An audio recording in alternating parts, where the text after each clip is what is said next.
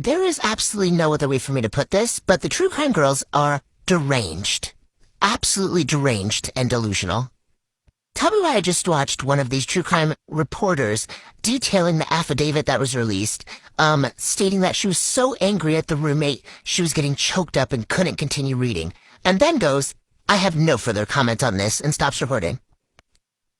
Who was asking you, babe? Who was asking you for comment? Not the families, because you don't know them. You don't know any of these people. You are a stranger.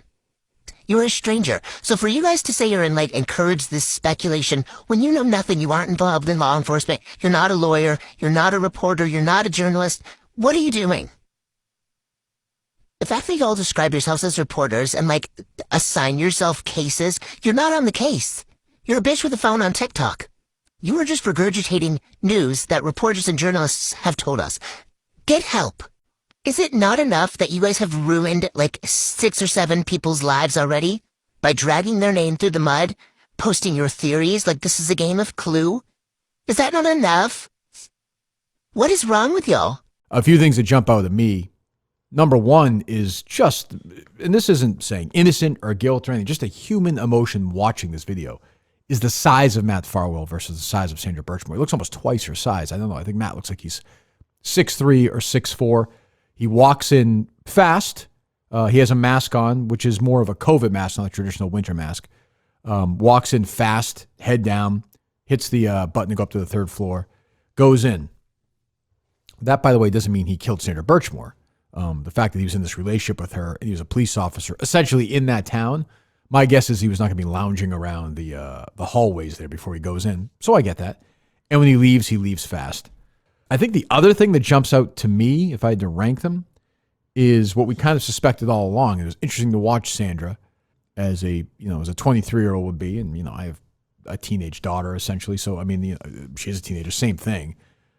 She has the phone attached to her the entire time. She's talking, she's texting. She's got her phone with her the entire time. Each time you see her, she's got the phone with her, which to me, again, is the biggest red flag for me in the entire story, is the idea that she never contacted another human being again after Matt left that night. After we saw Matt leave, she didn't respond or send a message to anybody. The storyline that the police want you to believe, or do believe, is that Matt left and she essentially was so upset that she killed herself right there without contacting anybody.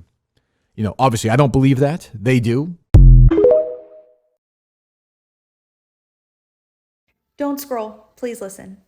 If your For You page is anything like mine, you are seeing everything about the Idaho murders as well as the arrest affidavit that was released today. It was just revealed that one of the surviving roommates reported hearing crying, a dog barking, a roommate stating that there was someone in the house, and then came face to face with a masked suspect. Many people are questioning why the police were not called at 4 a.m. when this happened. I am begging the TikTok community to please use caution when we're talking about the surviving roommate. We simply don't know the details of why the police were not called. There can be many reasons why the police were not called and why the roommates were not checked on. One that comes to mind for me as a licensed clinical psychologist is that this person was terrified. She likely went into fight, flight, freeze, or fawn. You simply don't know how you'll react to a situation like this until you are in it, and I hope you never are. So please hold your judgment about her. Let us get the details. Let's bring this man to justice.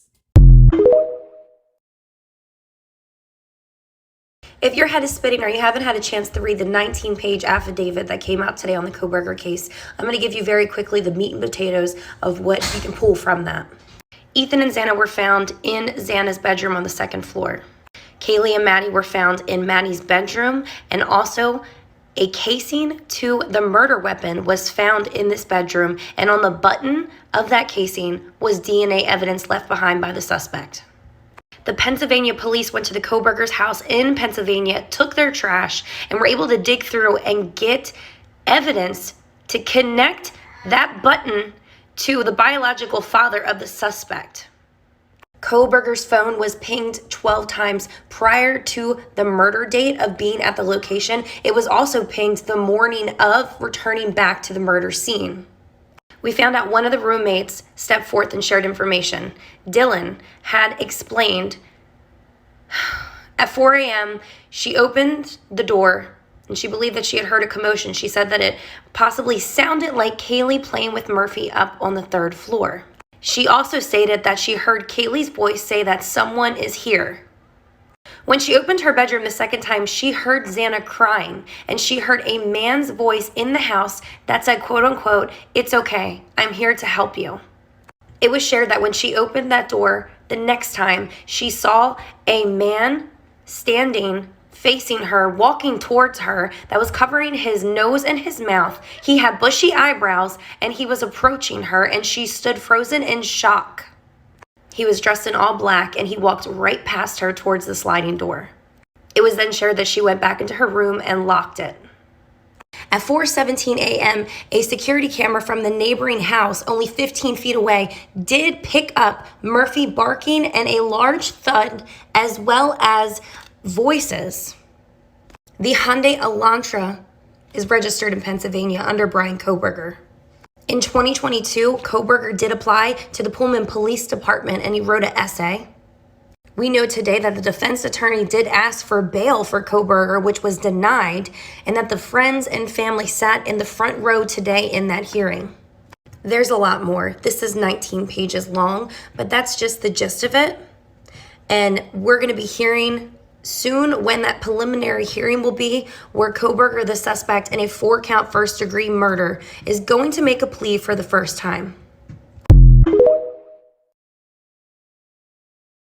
Law enforcement has evidence that Bryan Kohberger stalked the victim's house on King Road for months before the quadruple homicide.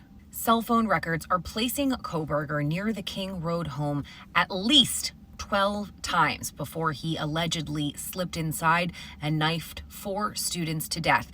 And one of those times was way back in August.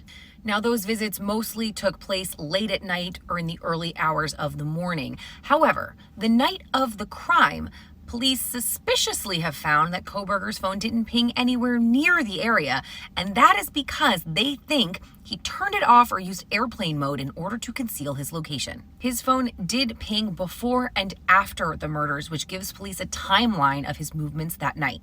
At 2:42 a.m., his cell phone pings a tower proving that he is home in Pullman, Washington. But then it goes off, but security camera captures him leaving the area. At 2:47 a.m., Bryan is traveling, but then his phone goes dark. And when it pops back on at 4:48 a.m., after the murders have been committed, he's in Idaho. His cell phone pings a tower somewhere south of Moscow. And the next morning, between 9:12 a.m. and 9:21 a.m., Bryan's cell phone pings again. This time, he is back near the home on King Road. This is hours before the bodies would be discovered and police would be called.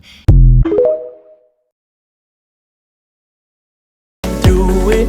Honestly, I only wanna fly away with you.